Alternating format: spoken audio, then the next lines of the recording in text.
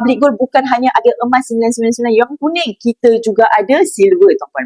Kedua-dua, emas dan silver adalah logam bernilai. Kalau selama ini kita nak simpan, kita akan ingat emas sahaja. Sebenarnya tuan-puan boleh juga menjadikan simpanan yang baik iaitu silver. Cuma ada perbezaan yang nyata dari segi keuntungan. Kalau nak untung banyak dan untung lebih cepat dalam 2 ke 3 tahun, better simpan emas. Kalau yang mungkin tak kisah untung 5 tahun baru nampak, maka pilihlah silver.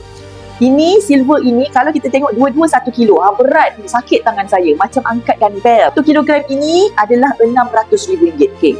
1 kilogram silver hanya RM9,000. Nampak tak?